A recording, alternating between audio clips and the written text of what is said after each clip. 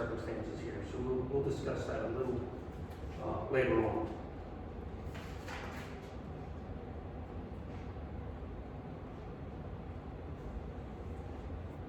So, just some thoughts here on the design considerations. I'll focus this presentation on design and construction. We find often that people default to contractors as the cause of everything. And while there's certainly a lot of opportunity for that, I'm going to introduce design considerations that are not appropriate. And so we'll discuss some of these later on. But the building should be designed and detailed. We find that a lot of the plans that we look at lack the details necessary to manage the thermal envelope and the building envelope. And how we manage air that moves through the wall assemblies. So the wall and ceiling assembly should be designed to accommodate the physical environment and the intended space utilization of the building. And we'll talk about some of the ways to kind of manage some of that. I'm actually trying to employ some of these in my own personal house. The thermal envelope design considerations include effective insulation and restrictions for air passage. So the building community, I think, could do well in managing the water barrier and penetrations through the walls, hose bib penetrations, HVAC conduit, like the usual in a typical circumstances. So these examples would include all the gaps of the wall assemblies, and with the community we have here today, I think that's a pretty heightened element of what you do. But there are some in the building community that do not focus on these issues, and it really would serve them well to do so.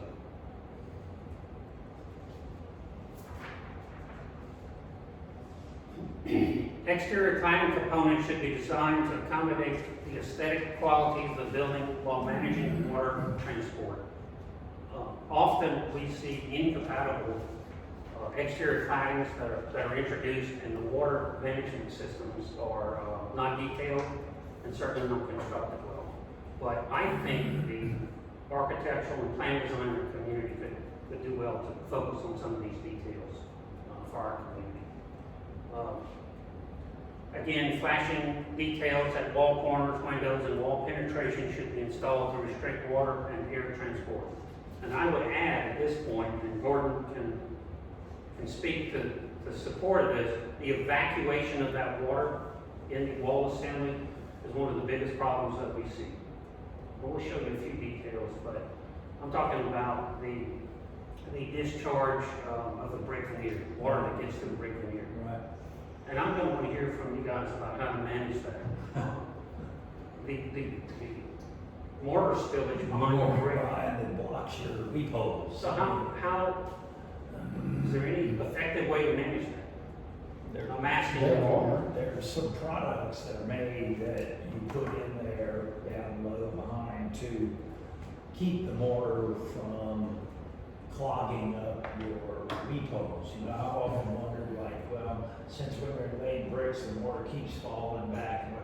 Why don't we do the weep holes higher on the wall to where they don't get blocked? But then I guess it becomes an aesthetic issue, you know. Right. But there is a product that I've used on a commercial job. And is it simply How well it does, I mean. That's exactly right. I mean, how do you put the product and then the mortar bounds on top of it, Right. and it's the same thing. I'm convinced that here again, with the audience that we have here, we know what the problems are. The biggest problem we've got is that the boots on the ground, the guys that are laying the bricks, Right. if you go and talk to an average mortar, a brick mason, okay, they are very, very good at putting the mortar on the brick, putting the brick on the wall, striking the joints, making it look the way you want it to look. But as far as the mechanics behind that wall, of why you put weep holes in there, how they're supposed to function, the necessity the critical necessity of not having the base of that wall filled up, they don't understand it. Either it's never been explained to them, or they don't connect the dots. It takes too long. They don't connect the dots. I know that when I was working with Roy, even when we had framing crews that have been working with us for 20 years, when we did framing punch outs, there was so much coaching and teaching that I was doing to explain, okay, you did a good job of nailing this board to that board, but do you understand why that board is even there? Why these boards have to be spaced this way?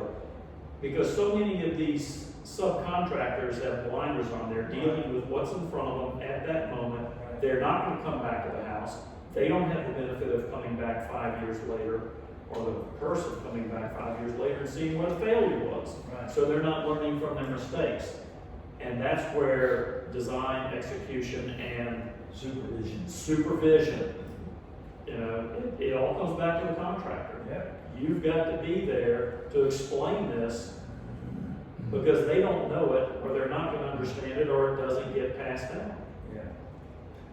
There's going to be some slides later on about weep holes, the other one you brought up, Frank, and how to prepare, maybe place the screed behind the brick to allow them. I agree with Robert. What happens is that I think the mortar layer is just going to go higher up on the wall system.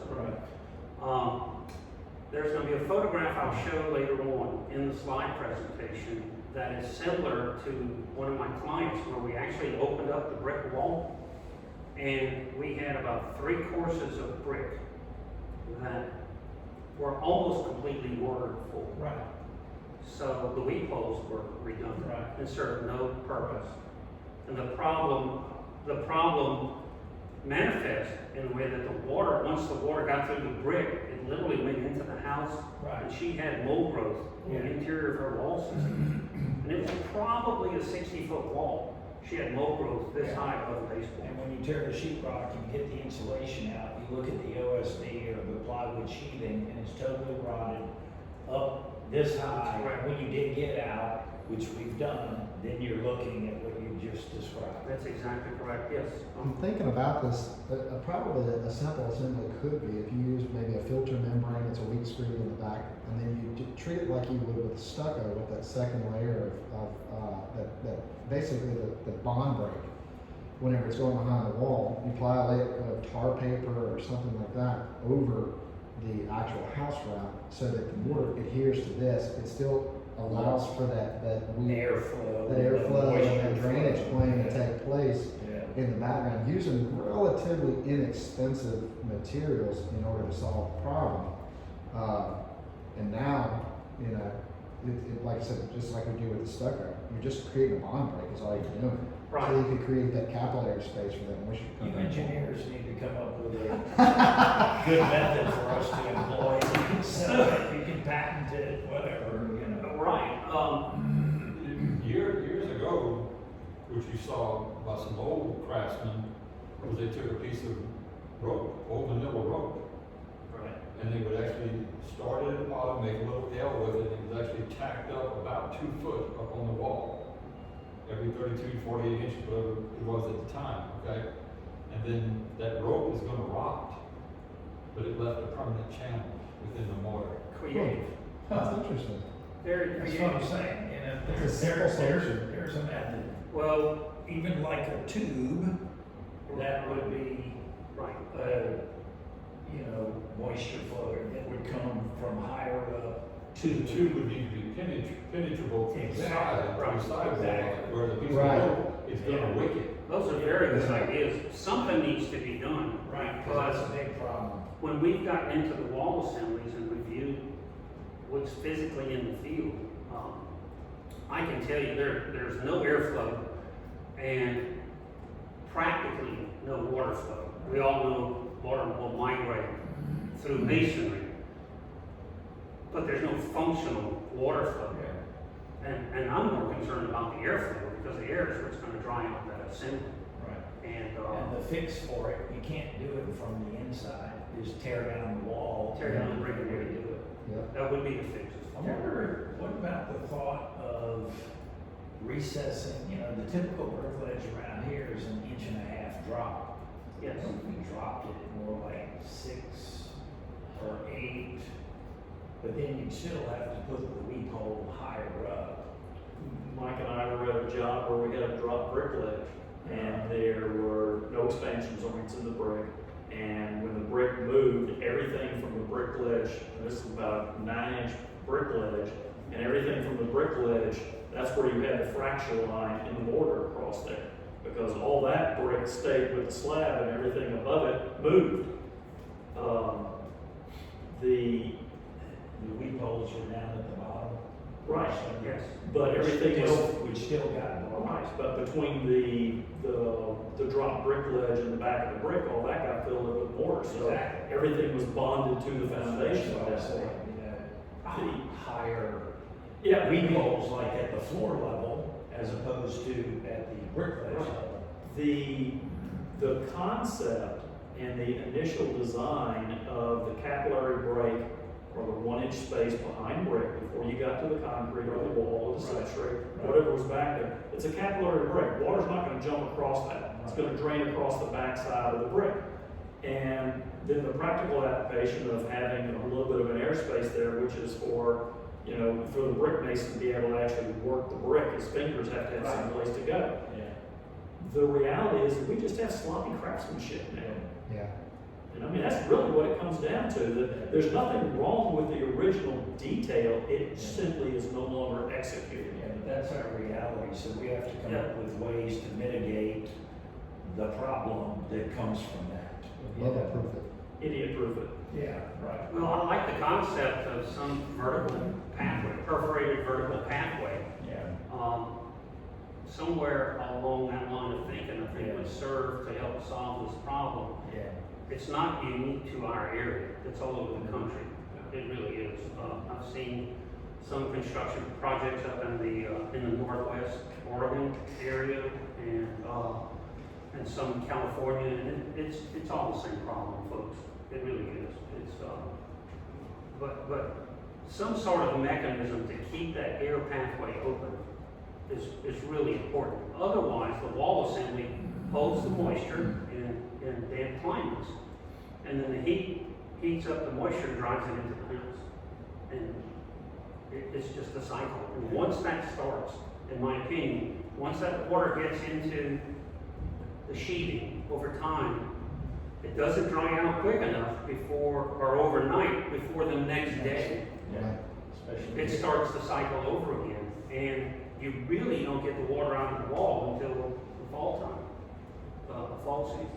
So, which is why I think when we're helping and assisting clients, you walk in and you smell this kind of musty odor and what have you.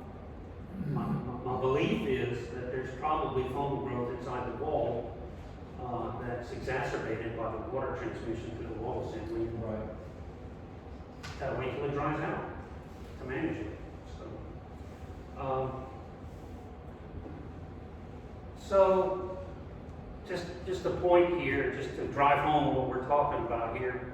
Air carries water vapor into the wall assemblies, and the water is then forced through the assembly by thermal and pressure differentials.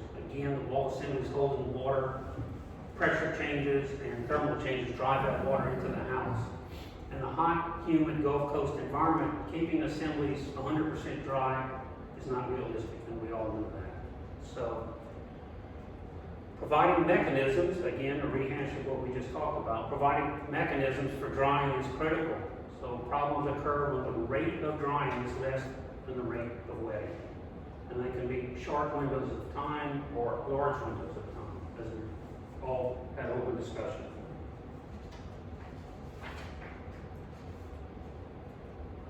So a couple of things that we can talk about here. Proper ventilation of the attic and the crawl space on the elevated foundations is critical to proper function of the thermal envelope.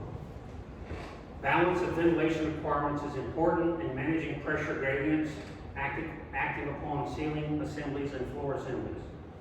We'll talk about some of that later on. We've got some photographs, and I think we'll open up some discussion. By the way, thank y'all for that discussion we just had. It's the type of discussion I'm trying to open up. and support the audience that will see our videos here. Foundations can be best managed with proper moisture barriers installed below the slab and adequate drainage provisions for water transport away from the building. What is current code right now? Is it 6 mil? 6 mil. 6 mil, which is, we all know it's very minimal. What are the other, maybe more desired barriers that are out there? There's one that's blue in color. It's a pretty thick product. Yeah, Used a lot in commercial buildings. yeah, we used it on some of our commercial slabs, and it's very, They say it's 10 mil, but. I think it is 10 mil. yeah, 10 mil is what it was called. But 10, 15, even up to 20 mil. it's a high mil thickness, but the quality of the product is Right. very durable. Yeah, Stego used to make that 10 mil product that was bright yellow, but it was, I still think the problem is it's vinyl. Vinyl, it deteriorates. I mean, you can add millage to help out with it, but it's still going to deteriorate. over Yeah. time. Is it a vinyl product? Is it? Stego? Yeah, they made a stego wrap. And I know that one of the problems that we ran into is its application, in that it is a big roll, it's extremely heavy, it's hard to work with, and the crews, I mean, if you have a product, it can be the greatest product in the world, but if it's hard to work with, Yeah. then you have problems with the crews using it correctly. Correct. taping the joints, cutting around plumbing penetrations. Right. So, And that's why I went to using 2 layers of 6 mil visqueen in my conditioned space of my foundations. I use one, yeah. Stagger the joints. stagger the joints, cross layer it, you know, Right. and it's still, I'm not taping around pipes, but you don't have the copper in the slab anymore, you got PEX overhead. But so with all your PVC in the slab, you can work around it. So, but I find that when I do my floor tests before installing flooring, when I do my moisture readings, Yes. I'm very good. I'm running into 2s and 3s, you know, which is very good. Because by putting that second layer, it's helping. Do you marry those 2 layers together? You're overlapped? Yes. 6 mil? Yes. You cross, actually take, if one layer goes this way, the other layer goes the opposite way. Just okay, like- so you take those joints and when you change the orientation, but do you actually integrate one 6 mil layer to the next? You have to do that with a full mastic or something. Yeah, no, I'm not doing that. It's just one layer on top of it. Okay. That's a reasonable assembly. I mean, I build in a rural environment, and the challenge we have is you can specify all you want, but you may not find any labor that's willing to do it whenever you get out. And so I like the concept of a layer of that 6 mil, because that is something. Yeah, I think it's something you could probably get most crews to do, even with minimal grumbling, at the end of the day. It's easily accessible. I mean, the product is Right. off the shelf. Easy to work with. And it's an easy work. And that's what all of these assemblies have to be. They have to be something you can get from, a hardware store rather than having to go to building supply, because not everybody lives in a city center. Not everybody has the same access to labor crews. And I will tell you from personal experience, sometimes they'll tell you where you can stick your assembly and you won't have anybody to do the work. Right. So another aspect that I think complements what we're speaking of on this water barrier is the management of the soils and the surrounding environment.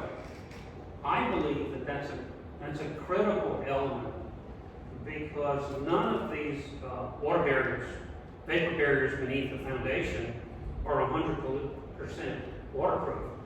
So if that water pressure puts enough force and pressure into the system, that water will permeate through the visqueen, and now you have built a pool of water into the slab.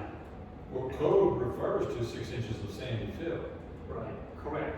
Okay, so if you build your height you build your clay, and then notice you put 6 inches of a good sandier material, like a batcher type material, and then work on top of that, try to expel all your clay out of your footings, outside the form, and just work with your batcher dirt up on top, and then you put those 2 layers of 6 mil, it's been doing really good.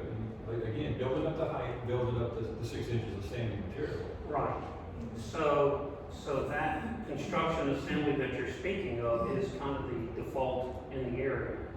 And I get what my concern is the natural environment that may even supersede and overcome the assembly that you're speaking about. Not that any builder is required to build above minimum code unless it's written in the document. So I certainly respect that aspect of it. But if the adjacent ground has groundwater influences, it could actually rise through the assembly you just spoke of, which is a code compliant assembly. So those are just challenges in the construction industry. I mean, you're building your foundation, you're doing it according to the plans and code and what have you, but there may be outside influences that can.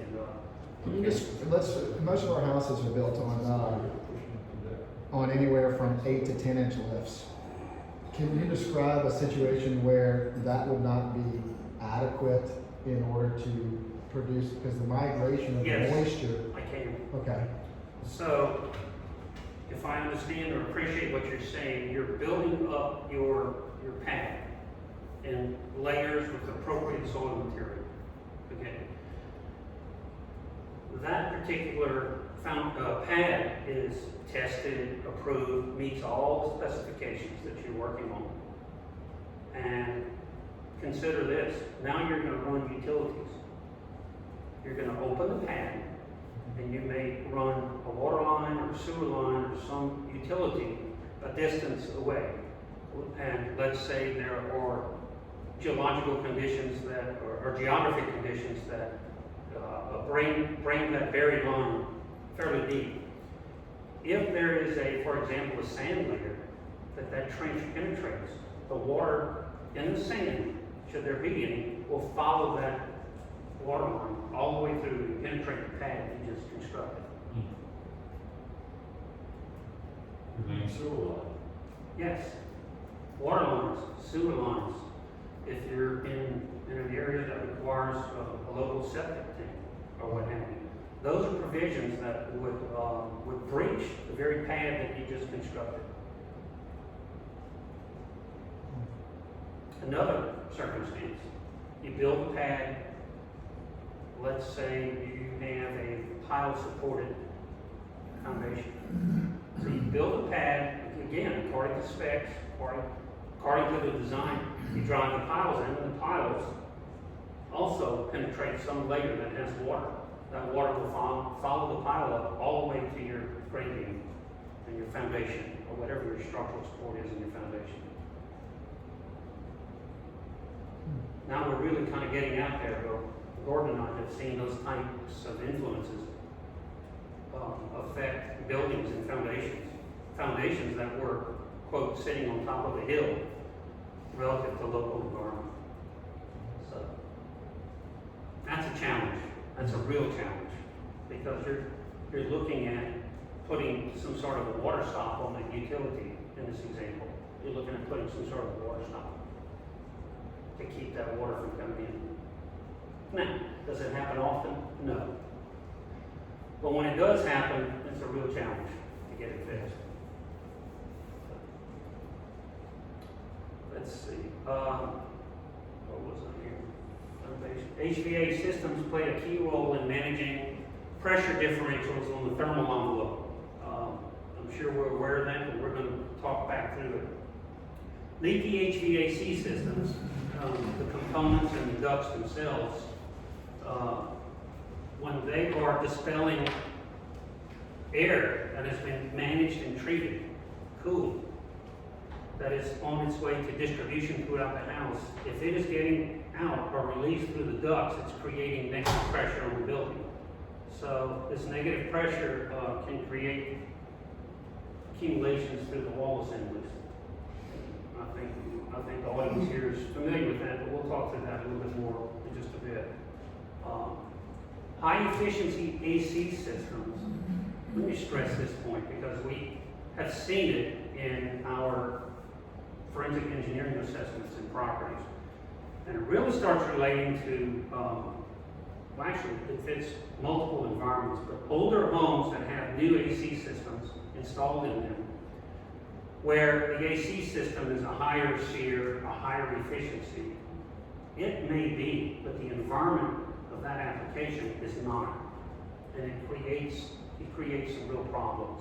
So when these high efficiency AC systems are installed in non-compatible thermal envelope buildings, they can promote water accumulations and foam growth. So what you're saying is if you have that sort of building envelope, you should not use a high efficiency system? I'm implying that very strongly.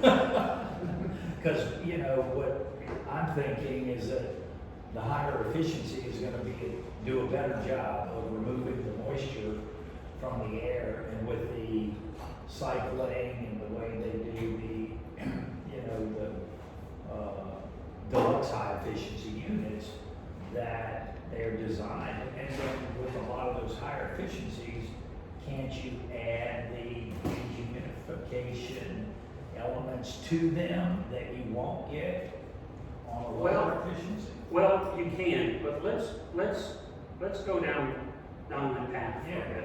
So, air conditioning systems are designed to take heat out of the air. The consequence is we get colder air, but it takes the heat out of the air, and it takes the humidity out of the air.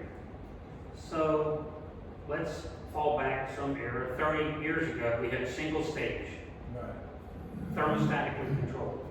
So when the thermostat got to a particular mark, the system kicked on, it ran wide open, and then turned off. Right. Now with the high efficiency systems, there are regulations on temperature and humidity. And again, for the audience outside here, that circumstance is controlled by a dual stage in these high efficiency systems, or variable speed systems, variable speed. And the cooling will drop off, but the system runs, and here's the critical part, the system runs a lot longer to lower the humidity. Right. All right? So that works fine for the mechanical element, but the building environment is not equipped to handle these long-running systems. If you pick a house, say 30, 40 years ago, we have just natural degradation of the insulation. The insulation was not set up to accommodate the design parameters of this high efficiency system. Yeah. So here we go now back to previous discussion. That system runs longer, Yeah, sucks in more. and it's sucking the outside air through the walls. Yeah, so it's like you're sucking it, you can remove more, but you're sucking in more too. That's exactly what happens. Yeah. And once that mechanism sets up, Yeah. it's, I'm not saying impossible, but it's almost impossible to dry out that building Yeah. until you get out of those humid conditions. Because you're pulling in. Because you bring the water, you bring the air as the vapor into your house, and now the wetted assembly on the outside stays wet. Yeah. And of course, it gets damp and clammy feeling, so what do you want to do? You want to lower the AC system, and now it's a vicious cycle. And it's not only that you're bringing in exterior moisture-laden air, it's part of that component is exactly where you're bringing that air in from, which we're dealing with hot air rising, cold air, being brought in. So that is the low-lying air from the exterior at ground level, okay? And that's exactly where all the fungal spores, mold, and everything exists. It's on the surface of the ground, the flower beds, the landscaping around the outside of the house. That's where you bring it in from. This has become a real issue in this environment in older houses when maybe unsuspecting homeowners want to get a better system if they can afford it and what have you, although they're more expensive. But this creates a real problem. Well, I imagine it's exacerbated, especially with government programs now offering incentives for installing higher efficiency. I can tell you, we retrofitted a house several years ago, not the AC system, rather, we went into the house and replaced the entire envelope. And just to show you, I mean, real simple stuff. We replaced the windows, we installed an appropriate house wrap, and this was a house that was maybe 10 or 15 years old that just had not been installed properly in the first place. And this house was partially brick, so we didn't even get behind the brick. We just replaced the siding, painted, taped proper window assemblies. And about a month and a half after, it was getting toward the winter, and the client calls us and said, "We got problems. What's the problem?" They said, "Whenever I use my fireplace now, smoke goes all throughout the house." I said, "Well," I said, "I know, I completely understand what's happening right That's what there." you get for having that good AC system. I said, your fireplace is no longer drawn because where your house previously leaked like a sieve, now it's forming.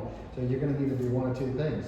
Bring in a fresh air duct directly to the fireplace, or you're gonna open the window whenever you burn wood. Yep, And that's it. absolutely. It was that simple to change the pressure system on the house itself. It's amazing, thanks for that example, because that's exactly how it goes, and it's amazing the pressure changes on a house. Gordon did his own house and has, I think, some similar, maybe not a fireplace example, but it's incredible the pressure change on a building if you implement some of those changes. Well, I remember when I was working with Roy, we did a house south in South Ascension Parish that, typical of Roy, a very, very tiny house, very well built, had a fireplace in there, also happened to have an extremely robust exhaust for the kitchen. Exactly. And when that rascal kicked on, it backdrafted the fireplace. I got that same call for a big one we did in the country club years ago. And it's not inspected, I can tell you. We know the code about adding mechanical ventilation. Right. But it's not inspected right there. You have to be proactive as a contractor in order to make sure that gets put in. And I'm talking like going and actually doing an overlay of inspections, because you'll have it spec'd out with a purchase order, and you go up in the attic and think, "Oh, we hadn't installed that yet because it was backordered." Get to the rest of the house and it never gets installed. If you didn't go back in that attic to look and make sure all those assemblies are there, it's not going in. Correct. So is it that part of a recent code change we had in prior years where the maximum CFM of our vent hoods dropped substantially, way below what these vent hoods were being called for, that the people were buying 48-inch gas ranges, Right. and the appliance guys are selling them these, massive hoods, and then all of a sudden you can't have more than 450 C. Like, dude, that's a vent hood from 30 years ago. That's right. And so you had to bring in the fresh air. That's exactly right. To offset. That's exactly right. Yeah. These pressure differentials are a real challenge. Look, it's abstract. You can't touch it. Right. So people, they want, to your point, Frank, the range hood looks nice. It's compatible with this huge range we just put in, Right. and they get along, but the vent doesn't get along with the rest of the house. Right. Coupled with the HVAC system Exactly. and split systems and closing doors that change the zoning, it's a real problem in these houses. And I'm not really sure how the mechanical elements of these houses are put together. Maybe I can learn. Do you send the plans to your representative, couple of 2 or 3 HVAC contractors, and they design it, and that's how it happens? Or I don't know. But I see often where return air registers are on one side of the house, and there's very little chance that the air is circulated from the front back to the back of the house where the return air is. So that air doesn't get circulated properly. It's a real problem. And then, again, the geometry of the house, closes the door, changes the zones, changes the pressures in the house, or whatever the case. And now there's a lot of pet-friendly houses with dogs, and you don't want dogs or cats to go into rooms when people close the door. And you could easily be cutting off 40% of your house, 50% of your house from air circulation of the HVAC system. There's several built-in mechanisms right now, just I can think of in Louisiana. The allowance of visual inspection instead of testing a home on the air envelope. at the end of the day. I can tell you, whenever we were testing, my energy tester kept asking, what are you doing? And he asked me about the third house. I said, why do you keep asking me what I'm doing on the houses? He says, because people fail these all day long. And we're allowed up to 7 air changes per hour before you fail a test. And a 7 air change per hour home is equivalent to somewhere around when we were building in the early 90s, late 80s, with the assemblies that were going in at that point. So I imagine we have a lot of systems. You can't treat every house equivalent, especially because you're making assumptions if they haven't been tested. And many of these homes, you know, a home that is at 3 air changes per hour, which is the lower threshold, and it's 7 air changes per hour, is going to have a completely different system that needs to be installed in it. And I promise you those assumptions. You asked about the heat and air situation. Everybody should, per code, be at very least doing a manual J and manual D. And then going back and verifying. I can tell you, more than likely what's happening is the manual J. If any sizing is being done whatsoever, the manual J is being performed to size the unit properly. The manual D is being performed, but there's not a balancing that's taking place of the air system after the fact, unless there's a problem that accumulates, such as hot spots in the home. If the client will even call you to let you know about the problem. But I know we had one house where the drain pan was the line, we all know, the line for the drain pan, it gets kinked or something, or it gets lifted up high. And this client, I go there for another issue, and they say, well, the house is doing great. Every now and then we gotta shout back up in the attic to get the water pan. I said, wait, what? And I said, what do you mean? They said, oh no, it's no big deal. I said, it is a big deal. You have a warranty on this house for a reason. You're supposed to call me when stuff like happens. But you have clients like that who just won't even call you. Right. And they have a major issue on the house. So imagine if there's a hot spot, they just assume that's where the sun hits and it's not a problem. But what's happening is that system's not balanced. And combine that with all of these different issues, and it starts to add up. It does add up. So thanks for sharing that, because those are some of the circumstances that on a whole start adding up, and then it gets out of control. And it gets hard to kind of pinpoint some of those circumstances. So